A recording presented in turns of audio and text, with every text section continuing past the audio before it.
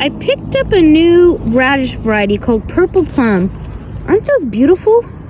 This is an early weed, but it looks just like a radish.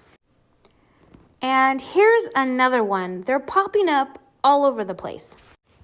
That can make it tricky when trying to find your radish seeds that have germinated. I decided I want to interplant some of these radishes along the drip hose as well. The green beans will take 55 to 60 days to reach maturity, and these will only take 30. So I don't think they're gonna get in each other's way. I think it'll be just fine. I'm really excited to see how these do. There's not a ton of seed in here. I'm just gonna drop them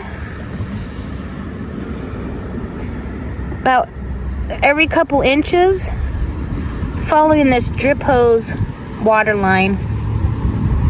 It actually gives them quite a bit of space between the beans. The worst thing is they might get shaded if the green beans grow well. We'll see.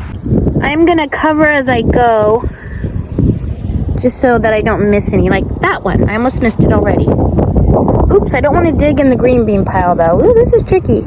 Okay, let's see. I'm gonna take some of this loose stick back here and cover gently as I go.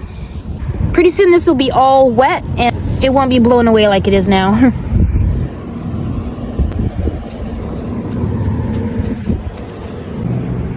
I got that much radish over halfway, because that's the end of the road down there. Look at these hoses I got are just driving me nuts. Flooding out this end, and this end's barely getting anything.